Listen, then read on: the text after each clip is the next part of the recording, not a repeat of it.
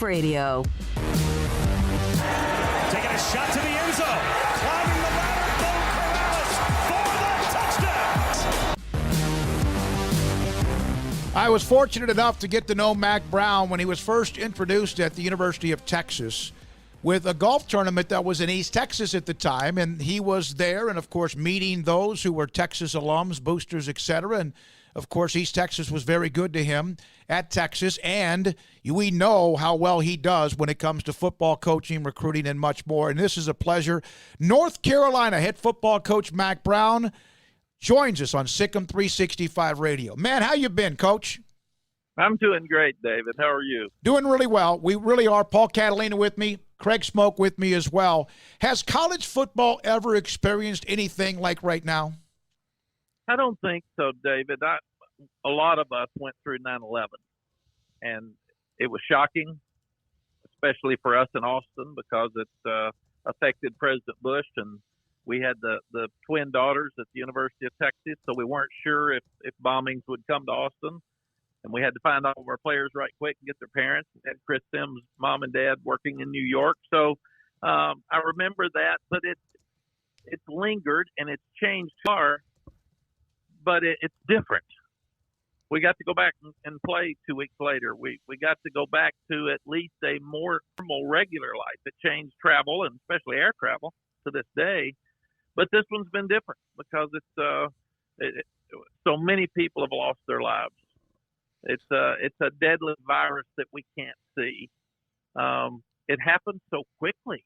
I'm sitting there on spring break getting ready to watch Texas and Texas A&M play in the Big 12 basketball tournament because I love Shaka, and they said, okay, they're pulling them off the courts, and all of a sudden we don't have anything. We don't have sports. Everything's canceled.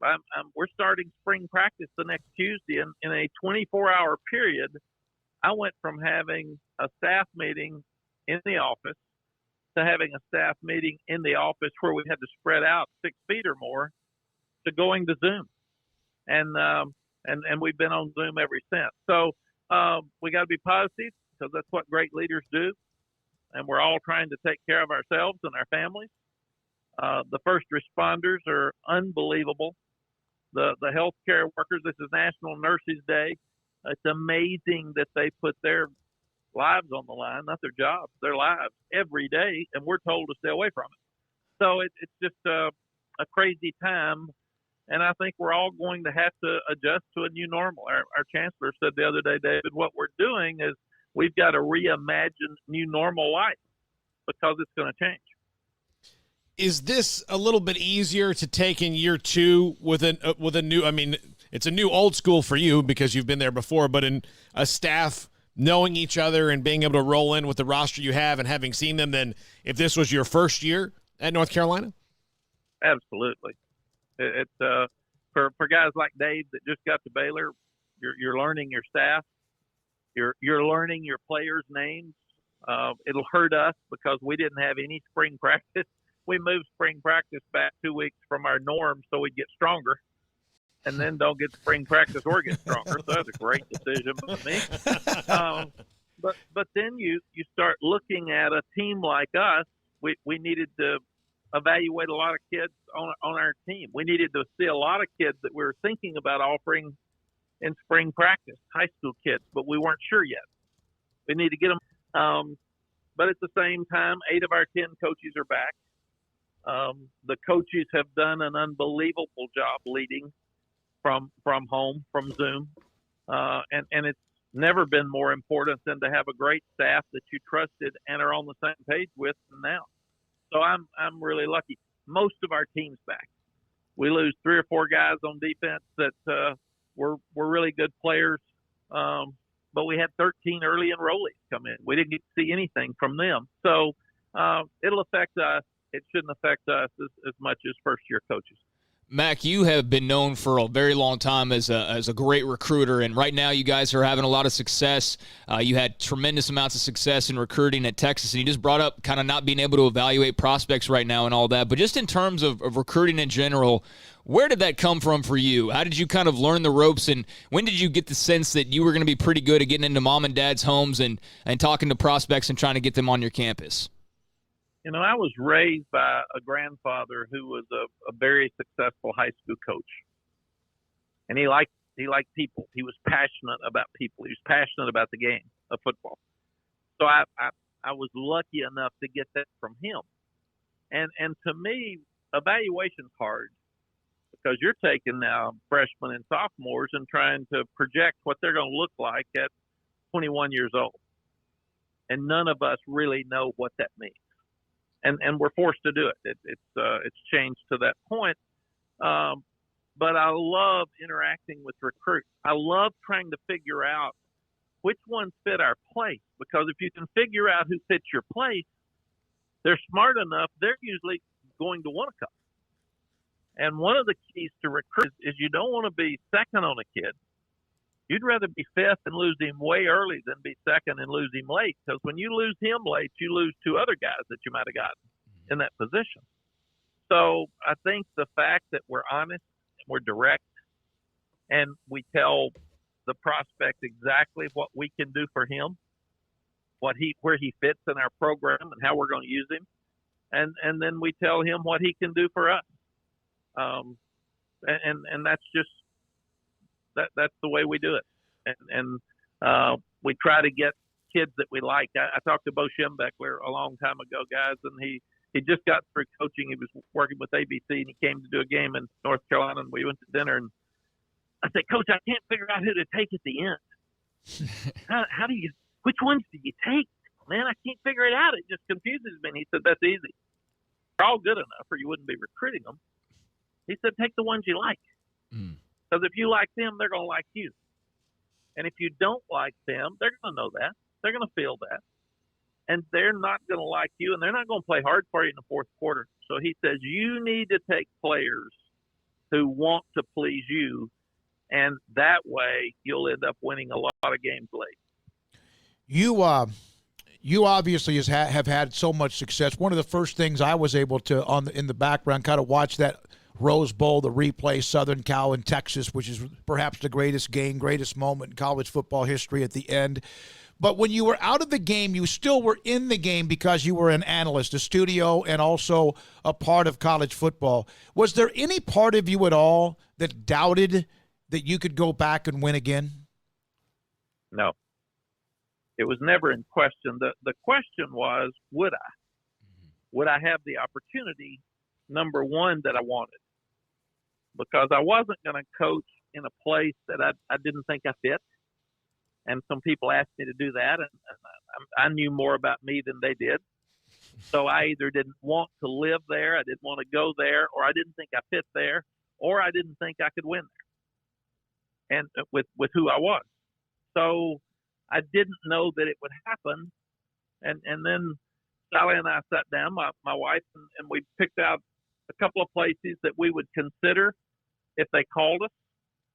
Some of them called and didn't like us. Some of them we didn't like after we talked to them. But we came back for the Hall of Fame. We went back to Texas and had a wonderful turnout. Chris Del Conte threw a heck of a party for us with all of our ex-players and coaches, and it was a real fun night.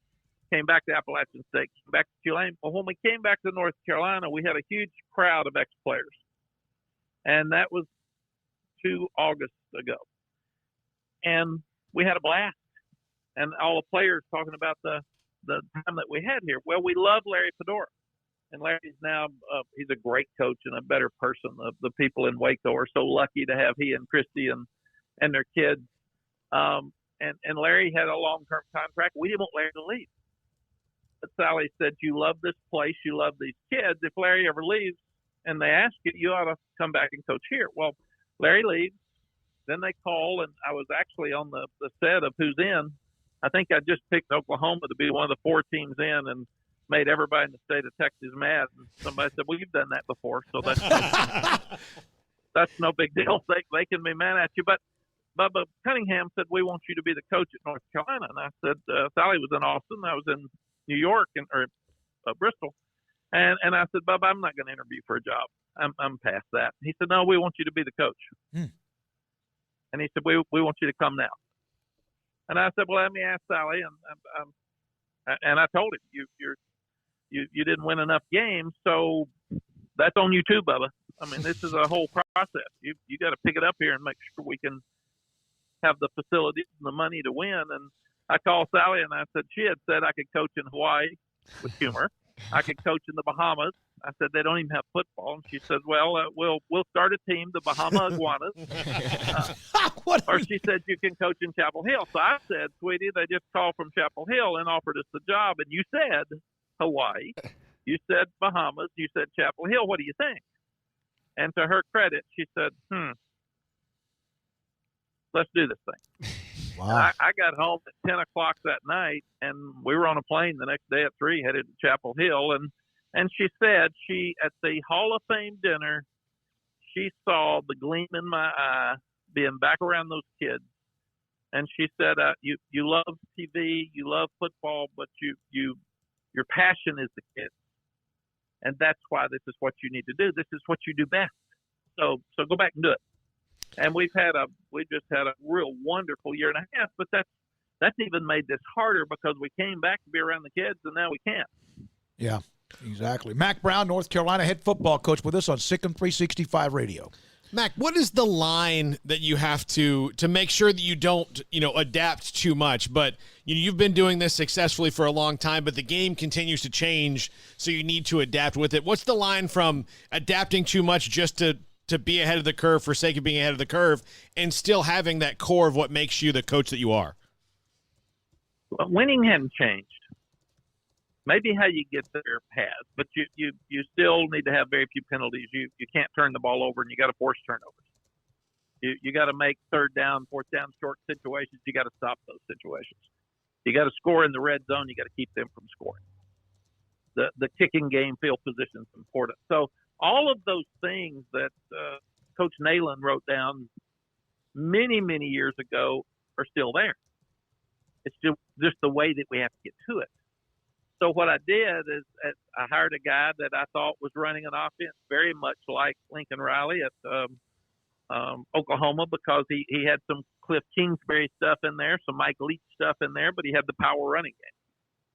And I'd coached against Mike and Cliff and Lincoln for so many years.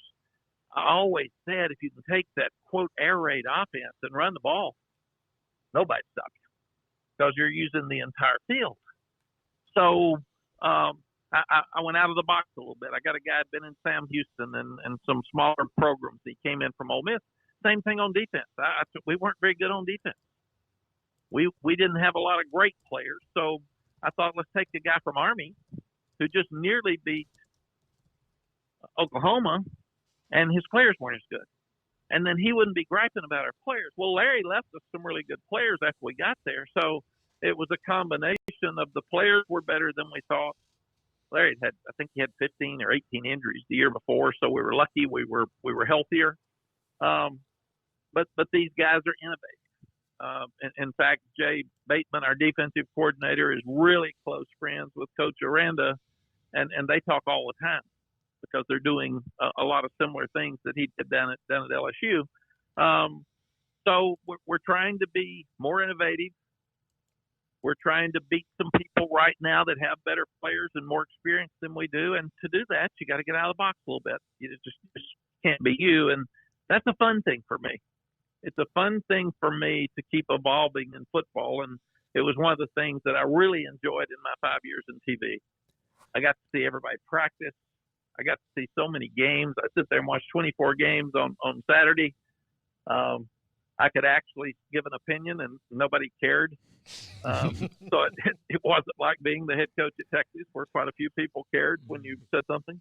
So it was fun, and I think it put me in a position to be rested, to have my energy back, to see 5 years of ideas and things, different ways to do things, and see all the coaches out there. So it really helped me prepare for this.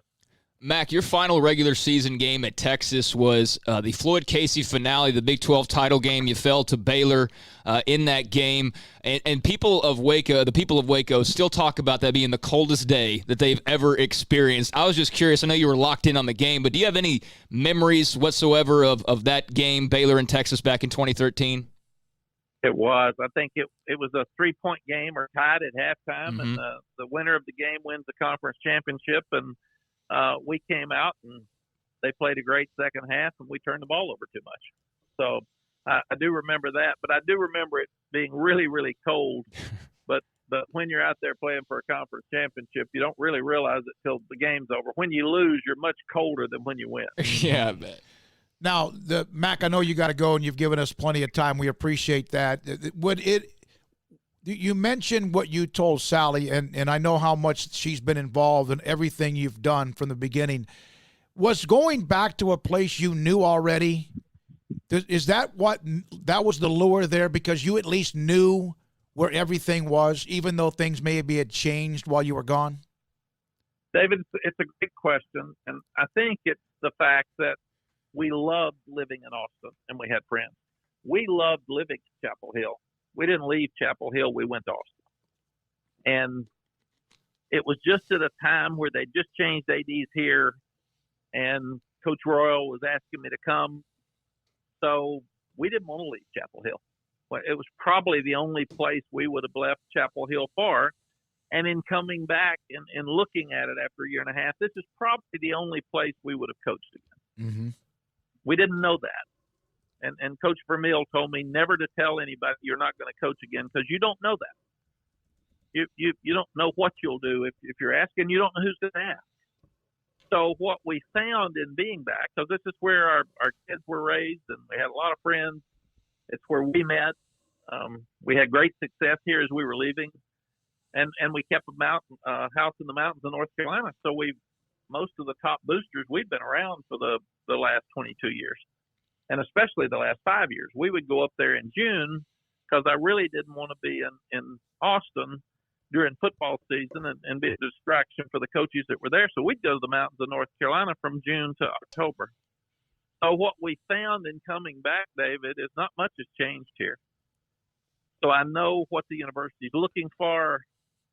I know the top boosters. We just got a huge gift on Monday that's unbelievable for us. We got a $15 million gift back in February for football only. We got one Monday bigger than that one. So people are being so generous. So we were able to rekindle friendships with a lot of people that we love, and then you make new friends.